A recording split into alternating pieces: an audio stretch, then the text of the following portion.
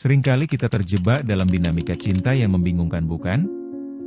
Misalnya, kamu pernah bilang, "Jangan pergi, ada harapan kita bisa lebih baik."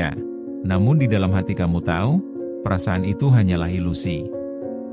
Ketika melihat teman-teman sudah move on dengan cepat, kamu malah tetap terjebak dalam hubungan yang tidak pasti. Di situasi seperti ini, jelas ada sesuatu yang salah. Mengapa kita terus mencoba meski tahu hasilnya tidak pernah memuaskan? Kita akan membahas beberapa alasan mengapa kita mengejar cinta dari orang yang emosinya terkunci. Yuk, mulai dengan memahami satu faktor yang dapat sangat memengaruhi keputusan kita dalam hubungan ini.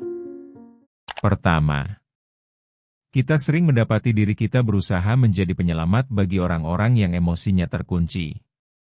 Ini bisa jadi berasal dari pengalaman hidup kita sebelumnya, di mana kita menemukan kepuasan dalam membantu orang lain.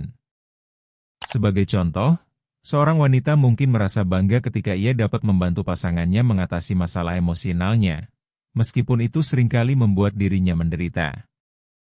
Ada kepuasan tersendiri ketika kita merasa bahwa kehadiran kita sangat berarti bagi orang lain, seolah-olah kita memiliki peran penting dalam kehidupan mereka. Namun, kita perlu ingat bahwa terkadang keinginan ini bisa menjadi berbahaya.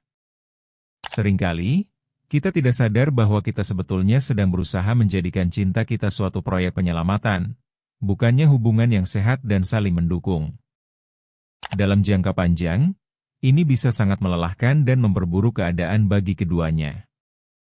Kita harus menyadari bahwa keinginan ini tidak selalu sehat dan bisa menghalangi kita untuk menemukan cinta yang sesungguhnya, yang saling mendukung dan tumbuh bersama. Kita berhak mendapatkan hubungan yang tidak hanya menuntut, tapi juga memberi.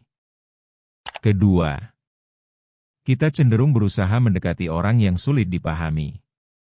Ketertarikan ini seperti tantangan, di mana kita merasa semakin penasaran untuk mengetahui lebih dalam tentang mereka.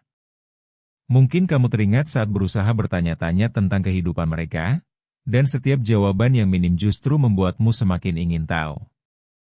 Namun, menghabiskan waktu dengan orang seperti ini bisa menyebabkan kekecewaan yang berkepanjangan, karena kunci emosional yang mereka tutupi sulit untuk ditemukan.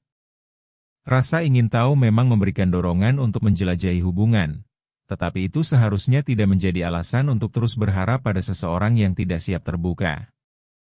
Kita perlu memahami apakah rasa penasaran itu benar-benar positif atau justru menyakiti diri kita sendiri. Mempertimbangkan apa yang kita miliki dengan orang lain yang bisa lebih saling mendukung dan berbagi menjadi penting, agar kita tidak hanya terjebak dalam harapan kosong dan rasa ingin tahu yang tidak berujung. Ketiga, menariknya, ketidakpastian seringkali menciptakan daya tarik tersendiri. Ketika kita berhadapan dengan seseorang yang emosinya tidak stabil, kita merasa ada tantangan yang seru untuk dipecahkan. Kita mungkin berpikir, jika kita dapat memahami apa yang terjadi di dalam pikiran mereka, maka kita bisa membantu dan membuat segala sesuatunya lebih baik. Beberapa orang merasa terpesona dengan misteri ini dan terjun ke dalam hubungan dengan harapan bisa membuat perubahan. Namun, mereka juga harus sadar bahwa ketidakpastian seringkali membawa frustrasi dan kebingungan. Ketika harapan tersebut tidak terwujud, kita bisa merasa semakin bingung dan terjebak dalam perasaan yang tidak menyenangkan. Cinta sejati seharusnya tidak sekadar menunggu kedamaian yang penuh teka-teki. Itu seharusnya melibatkan komunikasi yang terbuka dan saling pengertian. Kesadaran ini penting agar kita bisa menghindari pola berpikir yang merugikan diri kita sendiri dan keluar dari dinamika yang tidak sehat. Keempat, kita semua punya sejarah yang membentuk cara kita mencintai.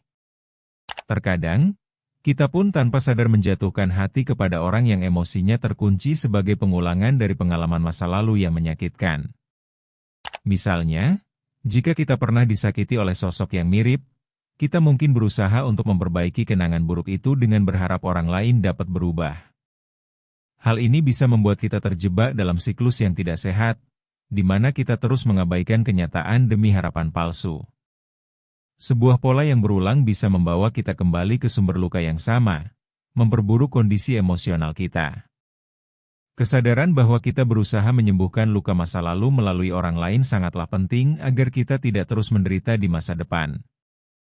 Mempelajari pola-pola tersebut, berani untuk mengakui rasa sakit kita, dan mencari cara untuk sembuh dengan cara yang lebih baik bisa membebaskan kita untuk mencintai tanpa beban yang mengikat.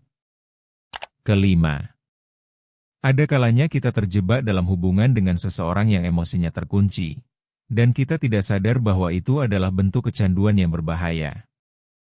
Hubungan yang penuh tantangan ini memberi kita perasaan intens yang sulit untuk dilepaskan. Kita mungkin merasa bahwa ketika kita bersamanya, kita mendapatkan pengalaman emosional yang luar biasa meski di tengah kesulitan.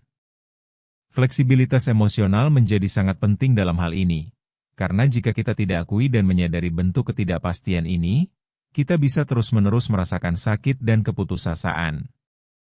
Memahami pola ini dan menerima kenyataan bahwa kita bisa melepaskan diri dari hubungan yang tidak sehat sangatlah penting agar kita dapat menemukan cinta yang lebih sehat.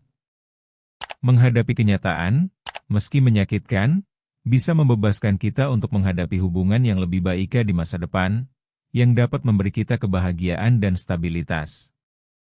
Keenam, kita sangat terpengaruh oleh apa yang dipikirkan orang lain tentang kita. Mencintai seseorang yang emosinya terkunci kadang-kadang memberikan kita rasa validasi, semacam pengakuan atas diri kita sendiri. Ketika kita berusaha untuk menggandeng orang tersebut, kita mungkin merasa seolah kita memiliki sesuatu yang lebih dibandingkan orang lain. Namun, perlu kita ingat bahwa mencari validasi dari orang lain seringkali justru menjadi bumerang. Reaksi emosional dari pasangan tersebut bisa membuat kita merasa lebih rendah ketika kita tidak dapat memenuhi harapan yang tinggi. Menciptakan ketergantungan pada pengakuan dari orang lain dapat mengarah pada ketidakpuasan dan keraguan diri yang mendalam. Menyadari kapan kita mencari validasi dari hubungan dapat membantu kita berpikir lebih jernih dan membuat keputusan yang lebih baik tentang siapa yang seharusnya kita cintai, serta bagaimana kita dapat mencintai dengan lebih sehat tanpa terlalu bergantung pada penilaian orang lain. Ketujuh, ada kalanya kita bertahan dalam hubungan karena harapan bahwa situasi dapat berubah.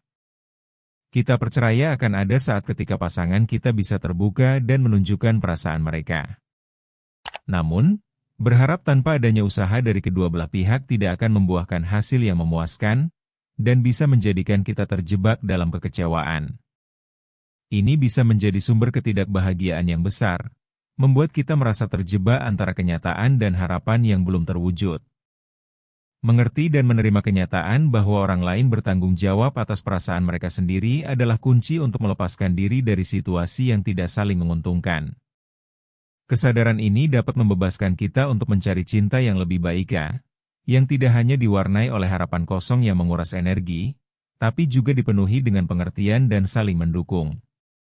Jika kamu merasa terjebak dalam situasi ini, ingat bahwa ruang tumbuh ada untuk mendukung perjalananmu. Bertumbuh itu proses, bukan lomba.